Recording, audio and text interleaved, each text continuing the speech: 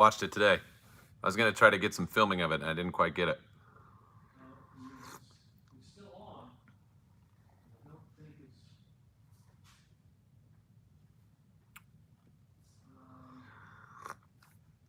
I'll see if this thing's working out the way it's supposed to. Good evening, everybody, and happy, what is today? Wednesday? I don't know what day it is. Down here in beautiful Greensboro, Georgia, visiting the home base. I hope wherever y'all are out there, you are having an awesome, fantastic day. What's up, my friend A? How you doing, buddy? How we all doing out there? Bobby, how you doing? Chuckles, nice to see you. Peter, how we doing? How's it going? Nate, because you're not here, that's why. Good to see you all. What's up, what's up, what's up? Welcome, welcome. Take a look where I happen to be today. I am gonna walk you guys around here in a little bit and show you a little bit of the improvements, and then go a little bit more in depth with it later in the week when you see the video coming out of here. And I think you're gonna love how things are going. So I just wanted to pop in, say hi to everybody, because obviously I am traveling this week. This has been one to get down and get caught up. This is the first time that I have been back in Georgia since Lawncology in 2020, early 2020. So it has been a year and a half since I have set foot in my plant. Thank you, COVID. I appreciate you keeping me from traveling last year. But I do want to show you a couple little cool things here and give everybody an idea of what's always down here. Yes, Mitch, always. Oh, don't look at that. Oh, sorry about that. I just dropped it on the roller conveyor, but that's okay. We'll be all right. Oh, man, I'm really struggling over here. Maybe I should free my hand. All right, so check it out. Brett, you're not going to get to see that yet. So don't, you're going to have to wait for that until the time comes, and then you'll be able to see it. So check this out. Obviously, we've got juice. This is the 2.5 gallon section. This is the 2.5 DIY gallon section. We load all these things up from the far end. I don't know, you can't really tell that this is pitched. All of this is actually on roller conveyors down here. We have rollers that send it all back down so it can be picked easy, pulled out, put into boxes and moved along. Another set over here behind me. 1 gallons, 1 gallons, 1 gallons, 1 gallons, 1 gallons, crap tons of 1 gallons. Just all over the place. So we've kind of gotten this place. I'm going to turn around here and show you everything back the other direction so you can check it out, and a couple other things as well. So this is a fulfillment section right through here, like this. Everything that you guys see and touch coming out of the packs, it all comes down through here. That's where all of this is coming from. Some of the biggest improvements that we made inside this place is, you can see this track behind me. That is not a train track. That is sending product all the way around this whole place so that we can get it from bottling all the way up into this section. That's a pretty fun view if you look at that down that way. Look at that. Packed up, ready to go, which is pretty fun. So I'm only down in one side of the shop. There's more to show.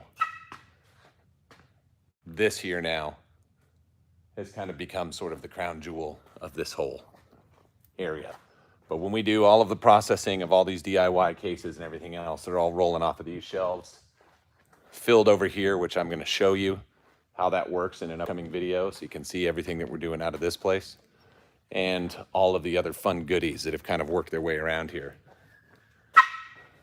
Box builders, fillers, labelers, the whole thing. And so this just takes up a pretty significant portion of the shop if you look back on this side. So I kind of wanted to walk you through and just give you an idea of this while I'm here.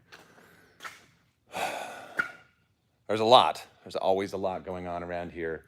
Some stuff that we can do that we'll pre-label ahead of time, that we're doing filling on boxes and boxes and bottles and things for days, just so we can make sure that we're keeping up with everything that you guys need out there. So, the cool thing with a lot of this stuff, most of you recognize, obviously, you get it, you see it. All of these are available on the pro side as well. So we do a ton with 2.5 gallon jugs and a crap ton with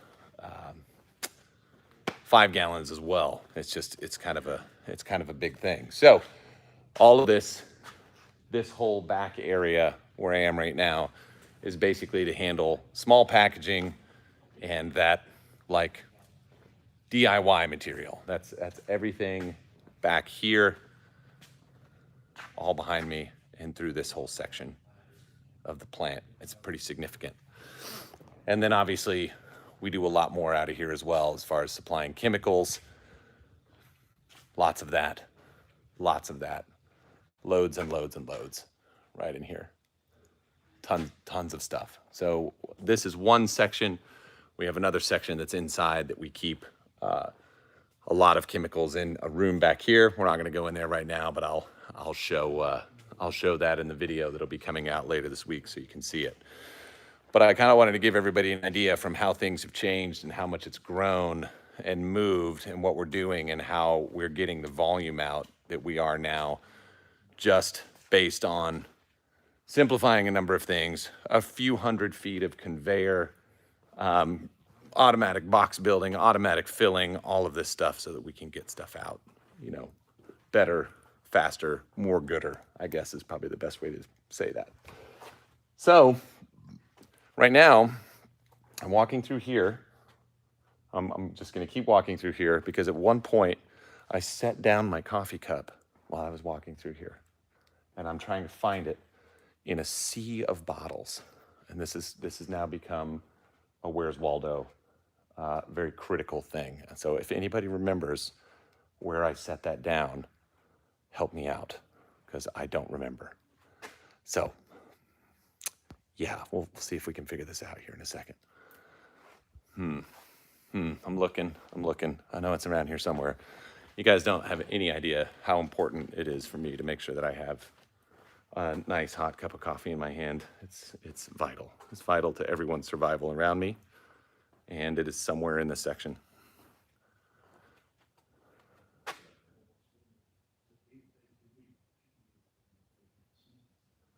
Crisis averted. Crisis averted. All right.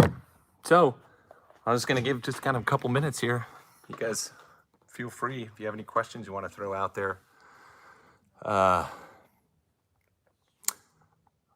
You can go ahead and do that. I'm going to sit here for a few minutes. I just wanted to make sure that you guys got an idea of some of the fun stuff that's going on around here. It's funny, somebody mentioned Katy Perry there a second ago, and at the same time, I actually got a text from my sister who happens to be Katy Perry. So that's kind of funny that you said that, Barry, because it was coming from the top and there was a name, and all of a sudden they were both on there. That kind of freaked me out there a little bit. So yeah, welcome to the show. Now, you know, you'll probably get a couple little blips coming up this week of, you know, where we're doing our humic production and line and all of that stuff. That's all on the back side here. It's off in the distance, and I'm not going to go through and turn all the lights back on back there, so we're not going to go through that. But yeah, there's an awful lot going on around here. How's everybody doing? Charles, yes. But not the one you know, a different one. There's quite a few of them, actually. Elder Everett, that is a great question. So as far as this year goes, I don't know that we're going to do anything else aside from the green fight. And I'd say that's probably going to be it for new stuff for this year. We're going to look at a couple of other things coming into next season, but I think that for now, we're probably where we're going to be. It's about to turn into seeding season before too long. And, you know, a lot of what we're going to be talking about here coming up is going to be this type of thing. That you're going to be seeing a lot more of. So, I mean, that's going to be, it's getting to be that kind of time. So, I'm seeing a lot of people asking about fungal stuff. That's, yeah, you know, you're very lucky for that. It's so dry out in Utah. We're not going to see anything like that. So Brian, aerate is not a fungicide. Will it help with fungus? No, not necessarily. Obviously, it depends on what kind of fungus you've got as well as how you need to treat it. But obviously, fungicide can make a big difference for that.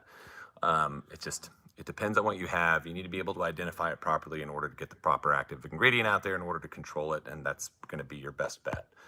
7.5 elemental sulfur to help lower it. What app rate should apply? Typically, Peter, what I recommend is no more than 5 pounds per 1,000 to get started, and don't do much more than 10 pounds per 1,000 per year. Some soils can handle well up to 15 pounds per 1,000, but honestly, take it down slow. Steve, same thing, what I mentioned earlier. If you know what you've got for fungus, buy a proper fungicide and apply it, okay? That's just sort of the thing. So, Mitch, how much do you think that yard mastering is? Hold on, something just happened. Here we go. How much do you think? I think all of us work together in order to support each other's growth. And definitely there's a benefit to working with every single person out there. And we love growing the community and making a community bigger. And, you know, I'm sure that I've told the story a dozen times. I know Alan has. The reason that I got connected with Alan Hain to begin with was he sat in on a presentation I was giving about aeration at a software conference a number of years back. And that's how we got together and it kind of grew from there. So, you know, with his input and influence, a lot of other people started looking into it and they wanted to be a part of it. Obviously, the goal is to have people use what's effective and, you know, have great results. That's why people like to talk about it. So all of that is it. OSU Turf Man, we will be able to. I'm sorry, the reason I didn't get back to you is because I was traveling this week. So we'll take a quick, see if we can get together this weekend and do that. And no, I don't really ever want to be in the granular products game. It's one that is really challenging to be in unless you have locations all around the country, or if you've got something that you can sell into other suppliers and blenders. It's not anything that I really ever wanted to be a part of. So nope, I have no intention of getting in there either. So you're like that. Can I put in humic train and migraine at the same time, and how much? Texman, yes, you can do that. Do it in separate applications, and then you can do it one after the other if you want to. Actually, you can take the humic and the 002 and do it in a backpack with enough carrier. You'd be fine. So that's something that you can do. You know, do 6 ounces is probably about the max of each that you're going to want to go on that at one time. That is a great question. So Charles, the soil is complete garbage. Everything has to work together. It's not just going to be about products that changing your soil. You know, all the plants are going to have to be functioning right. You need your rooting to be happening properly. You need to be focusing on your other macronutrients. You need to make sure balances are all correct. Those are going to aid in overall plant growth and drive roots and do those types of things. But you can't just put it out there and expect major changes with balance. Okay. So it's all part of it. It's all a combo. All right. Let's see. I'm trying to back up here. Marshall, good. I'm glad to hear it. Those pictures that you sent me are fantastic, by the way. Steve, you can't use phosphorus in New Jersey. There's quite a few states that can't unless they have a soil test stating that they can. You know, there's obviously you're going to have a little bit of a different way to do things. Eagle, a good fungicide for brown patch? For brown patch, you know what? Look at the label. Honestly, it is not my department. I do not really go down the road with most lawn chemicals. And I'm going to say why. It was never for my own learning and everything I was doing when I had my turf business. I dealt with my local problems and I did it that way. I've learned a considerable amount, but I like to refer people off to what that is their specialty, where chemicals are their specialty.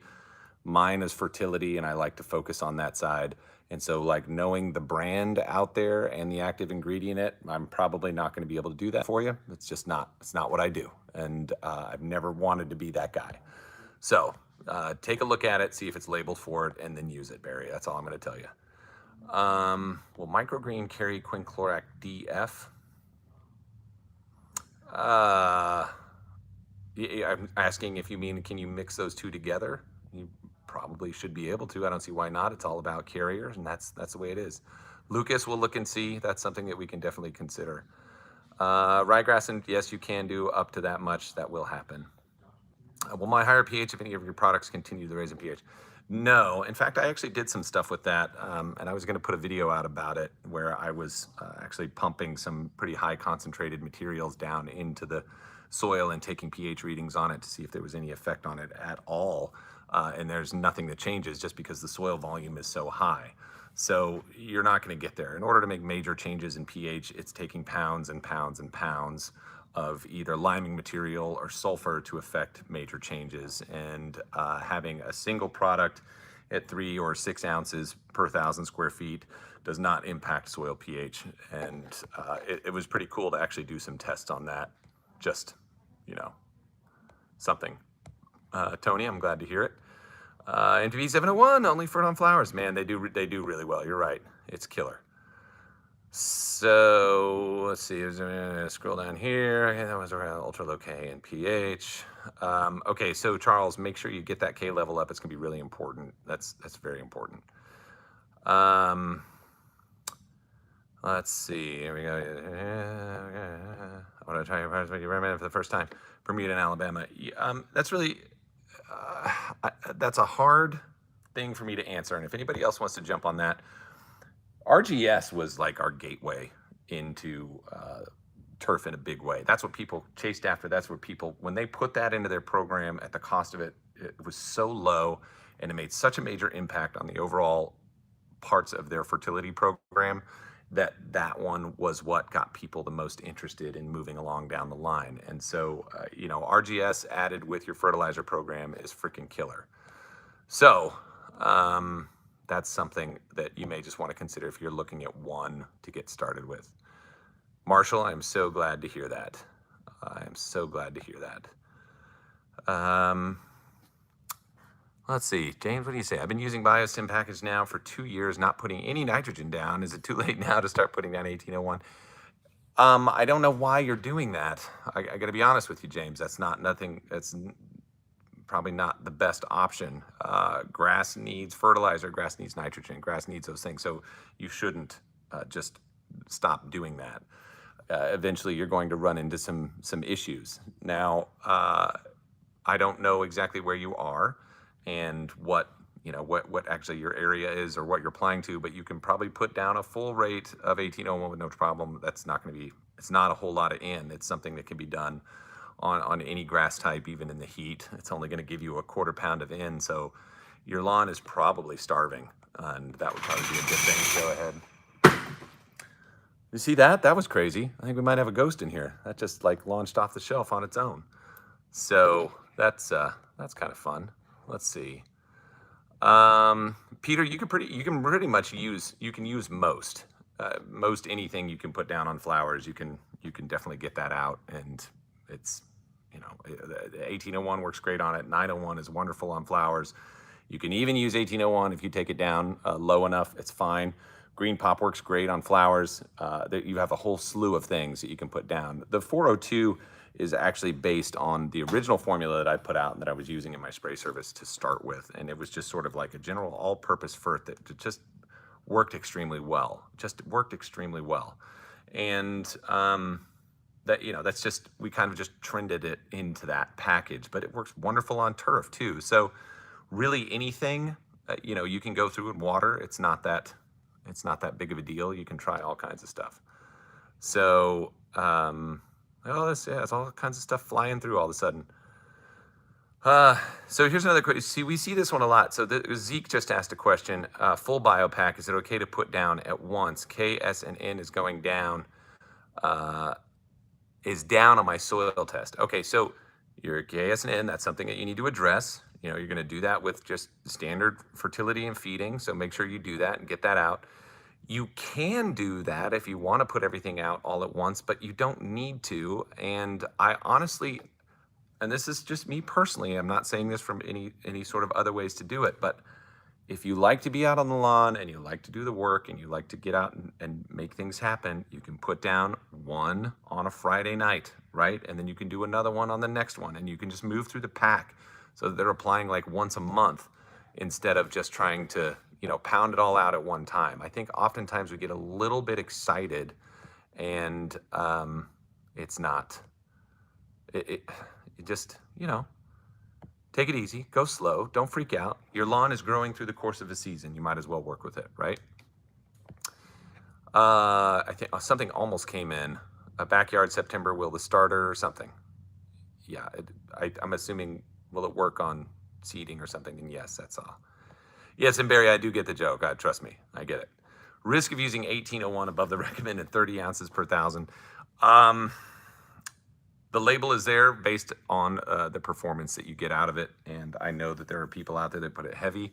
I would say the maximum rate I've ever gone with it is 21 ounces. In my opinion, if you're trying to push something with it, and again, this is your own lawn, I would say go ahead and go at that 15 or 16 ounce rate. And if you wanted to get more out, give it 5 to 7 days and hit it again if that's really something that you want to try to do. It is stable, and I know that it can handle that. It just depends on carrier and volume of water. So that's something. Live in Michigan. Oh, okay. All right. Well, you did put something down, but you need to just make sure you're giving enough nutrition. It's very important. Well, we got Hurricane Justin, a ton of rain. Is it time to put down more stems due to all the rain? Wayne, one thing that you should really look at doing is just kind of waiting for things to dry out. This is a time where people can get like root rot and things like that because everything is so saturated and they're trying to shove a bunch of stuff down into the root and it just won't take it up. So just wait a little bit before you go crazy, okay? Let's see here. Peter Becker's gypsum help with soils compaction. It's going to, depending on your soil type, gypsum is pushed pretty hard in Utah. Getting a proper amount of calcium and a balance of magnesium out. There is, some stuff that can sort of make things work a little bit better.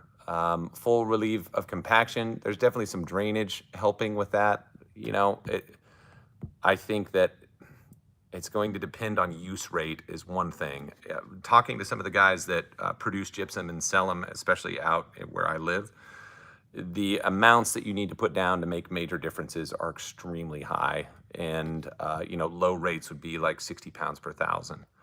So there's all kinds of stuff. Nestor, it's actually just been because everyone's been so busy this year. That's been the big thing, trying to get stuff out this year. Everyone has been super busy and it's been harder to do that. So, yes, MTB 701, absolutely. You could totally do that. That's fine. Ahmad, heat stress, RGS, and humic. Again, water. Water is your most important thing. When you have heat stress, water is going to fix it first, and then you can start to work on some of those other things to help bring it up. Now, RGS, Barry didn't offend me. RGS will make a big difference if you want to use it, but just make sure you're getting enough water. Okay. Let's see. Dethatch would be great. Hey, Drew Witt. I don't know if anybody saw it on my last video. I mentioned Drew made this really cool Lawncology YouTube sign that's in my office, not here, I'm back home. And Witt works. You should check out what he's doing. And in fact, I need to send you a message about something, just so you know. But Witt works on YouTube. He's got more cool tools over there than anybody I've ever seen. Let's see. Green. Compact like a rock under the old grass, killed hard pan. I'm obviously going to need some soil. Would it help with my soil? What will help with my soil? Okay, bringing in topsoil is always a good thing if you can do it. If you've got the time to make it happen, it's never going to hurt. Good organic matter in your soil. It's very important. It'll keep things moving. It'll keep things squishy. It'll keep things open. Cole. No, this is definitely a bit more advanced than the racking system at Home Depot. That's funny. So, yeah, Drew, definitely check it out. I wasn't sure if you'd had some people jump in here. Zion Zoya on second year Central Trek battling yellow patches. Got my pH down to 6.8, still watering, and now putting your RGS area down. How often can I treat the lawn? Treat the lawn with RGS and aerate, or treat the lawn in general?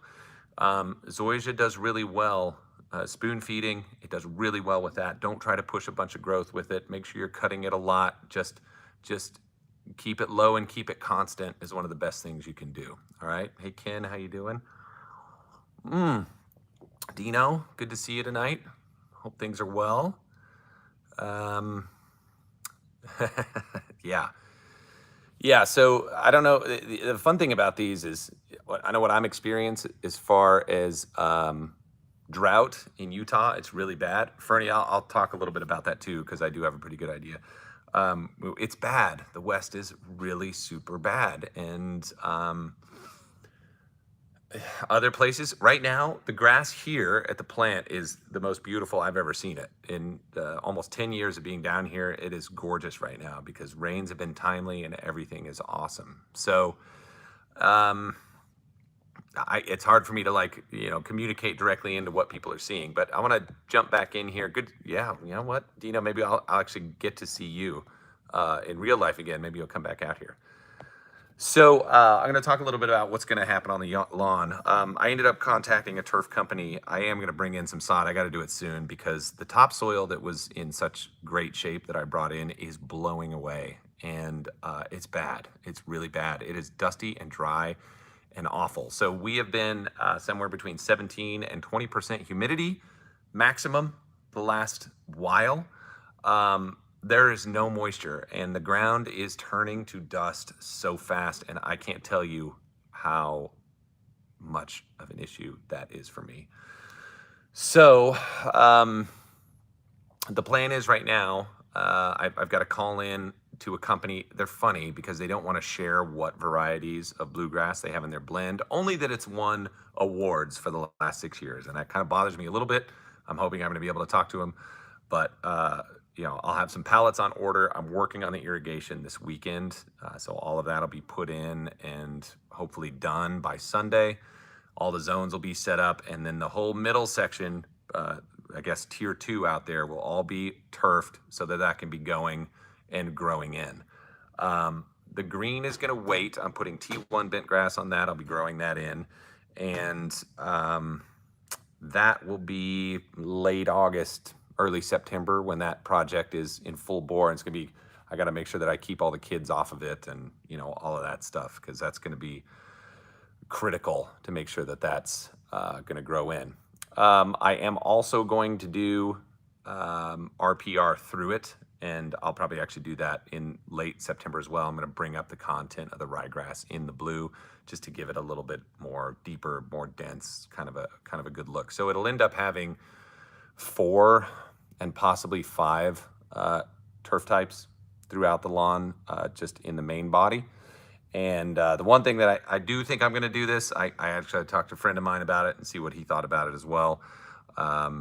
Jeff Stammen, I don't know if he's out there right now, but of actually doing a bluegrass collar around the green as well.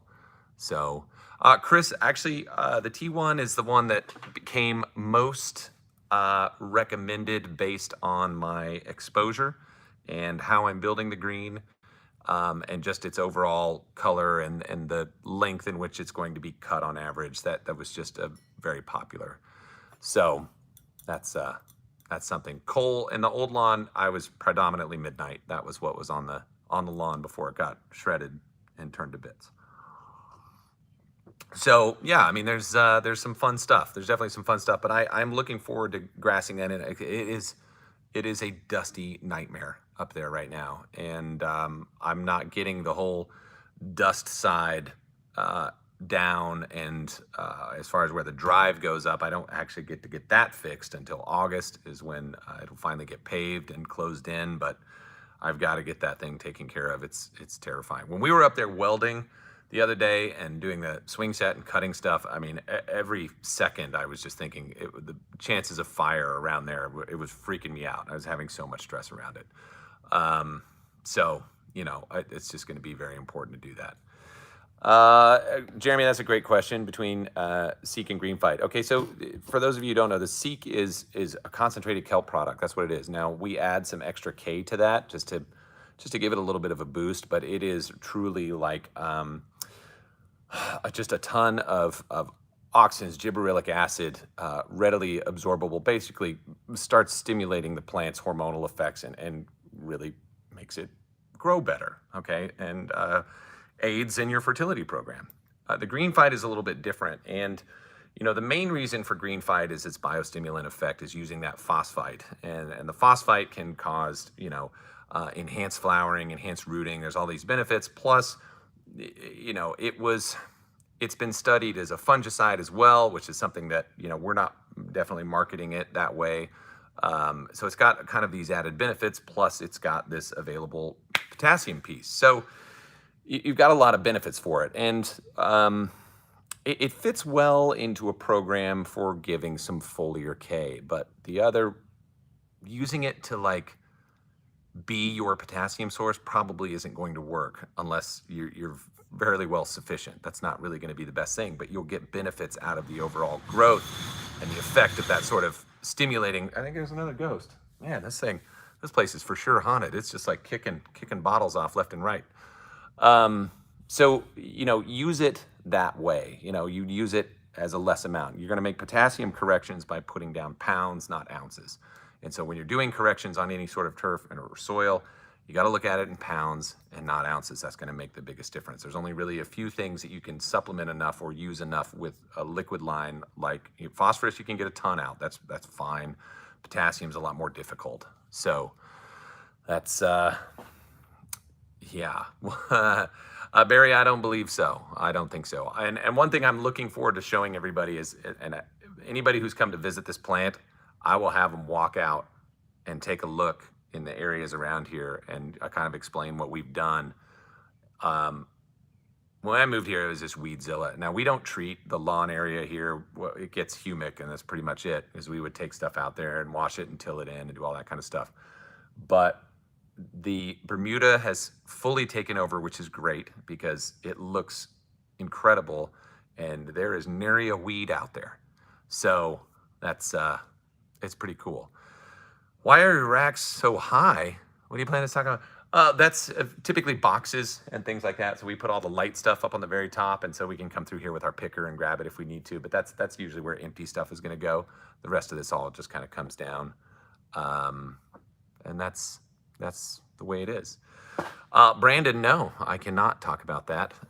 So here's one thing that you should know, because this is why I can mention this.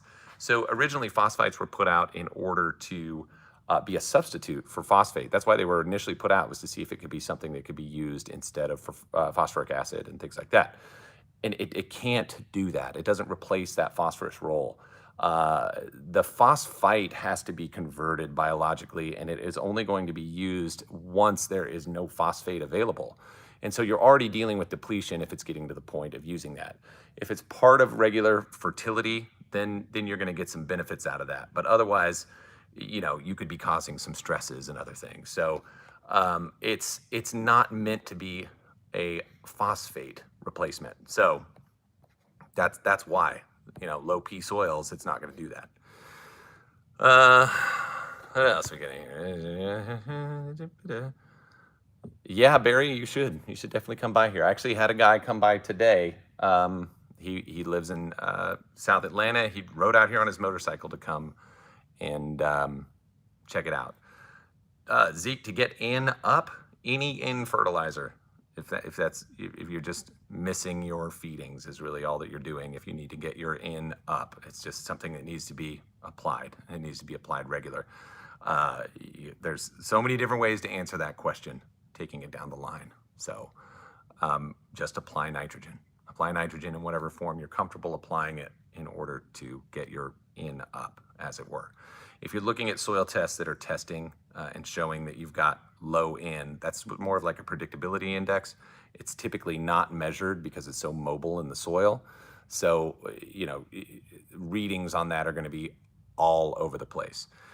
Zeke, it's honestly, that's up to you. So you need to just decide what you want to put out as far as your nitrogen fertilizer. It could be liquid, it could be granular, and you need to decide how much space, or how much time you're doing between feedings, and then how much in you feel that your lawn is going to need through the course of the year, which for homeowners, and I can't stress this enough, and this is where a lot of people get upset with me because of the way that I talk about lawns versus pro turf. They get so hung up on this pro turf side and everything else on how pro turf.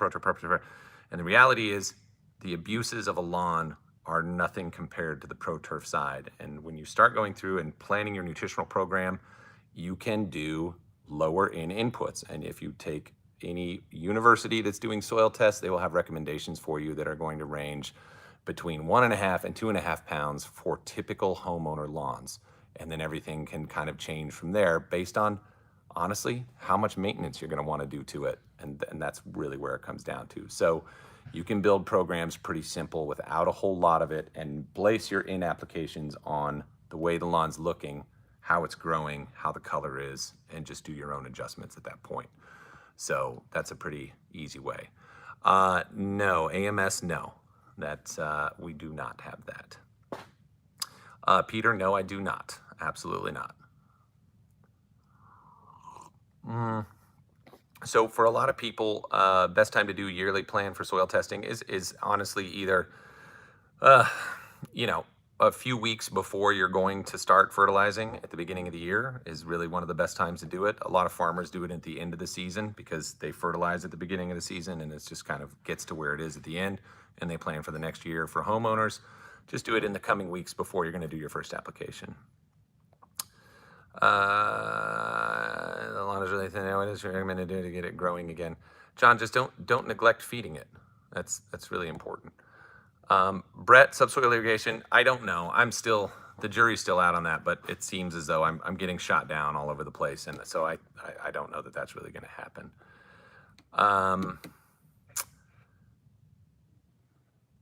Divers. I don't know that we need any more right now, but I'll keep that. I'll keep that in mind. Actually, John, that's a great question. At one point, we did actually use AMS, and you can't get enough into concentration in order for it to be a really good, viable option for liquid. To be honest with you, if you can go out and just buy a $12 bag, you should just do that and put it out. It helps. So, I mean, that's what I would recommend for you. Let's see. Oh, sweet. Yeah, it's very important. Fertilizer injection into lawn versus surface feeding. I've done a lot with easy flow fertigation. I've always had really great success for it. There's some things that you should do, some things that you shouldn't do. You got to watch what you're putting through there. Really have to make sure that your sprinklers are on point, because if they're not, man, do you tell a difference. So there are definitely pros and cons to fertigation. So it's kind of up to you. Can an all-in-one product be made? I'm not exactly sure. The closest thing to an all-in-one product, honestly, is like doing like a triple 15 is as close as you're going to get on something that. Blind guy, awesome, thank you. John, I'll tell you this, John Cruz, I love ammonium sulfate as part of a program. I can't tell you countless professionals do I have just using ammonium sulfate for their nitrogen source and using like RGS as what's coming through. So, it's fantastic. Neil Kinsey, he's one of those guys that just swears by it. He thinks it's wonderful. Brandon, get a test before using phosphite products. This is going to be, I suppose you can, but that's totally up to you. That it's not going to, I don't know what you would actually be testing for before you're trying to do that. Oftentimes, depending on the industry, you can see phosphite being used when there's potassium deficiencies in leaf tissues. So, that kind of depends. Did you guys hear that? It's getting wild around here. Let's see, things are moving. God, it's going really fast. Hold on, let me jump in here. Should I keep moving biostim? No, don't do anything if your lawn is dormant. 402 micro, great for shrub revival, that's fine. Brandon Falk is really going for this tonight. It seems to be. And then white lupine rises fear changes. Foliar applied inhibits phosphate deficiencies. There's evidence of toxic plants, particularly under phosphate starvation in Lambert. So again, this is something that you need to take a look at. It's not going to do anything that is going to particularly help with your phosphorus. That's where everybody's hanging on to it. If you take, this is something to consider. Biostimulating effects on things that are starved out can cause issues. I remember I was part of a study in the late 2000s, and they were doing things with like auxins and doing these sort of tests on grasses that were sort of already deficient, and they were sparking off this huge growth, and it would get to a certain point and then it would just fall over and it would have like no nutrient value or anything like that. So, you know, if you're trying to push things that don't have, you know, other nutritive bases, you could run into some issues. I think that's something to be considered. Now, just to go back to Brandon here real quick on what he's talking about, because I don't know if he's just concerned or if he's just up for challenging tonight. If you go with what the manufacturers recommend, you know, they have a rate that would be safe and effective based on how the material should be applied. And it's not based on the crop production. It's for turf grass. It's done for turf grass, and those rates are made for turf grass. So following along with those recommendations can give you benefits. That's really the best thing that you can sort of rely on, I suppose. If you want to test and see if you have adequate P, you should do that. If that's what it makes you feel more comfortable applying something that you're worried about, then do that. I'm not here to say one way or the other. That's totally up to you. I can tell you that in general, the amount of fight that's applied on turf grass professionally, especially in Florida, is vast for sure. They do have higher phosphorus in their soils. Not all of it is that way, and they're not having damage to the turf anytime in the last 25 years of doing that, even if their phosphorus was low. So there's something for you if that helps. I don't know. That's totally up to you. All right. Brett, I think it's all about efficiencies. That's really what it is. So I think that's really what's going to come down. And ammonium sulfate, actually, for the most part, your nitrogen conversion is going to happen in the soil. So it's just got to get down. It can go down liquid. It doesn't necessarily mean it's foliar. There's liquid fertilizer, there's foliar, and there's fertilizer. I mean, it's just, you got to get it down. You got to get it down. A lot of questions about ammonium sulfate. Ammonium sulfate is nitrogen. It's 2100 plus, I think, 17% sulfur is what that comes down to. So, I mean, it's just it's a good nitrogen source. It's wonderful. You know, feel free to use that. I think it's great. Cool.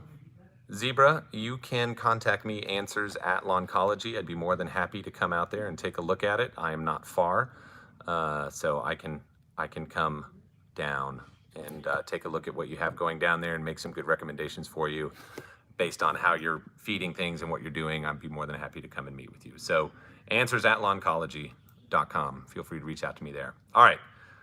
My people over here are trying to get out of here, so I'm going to go ahead and jump.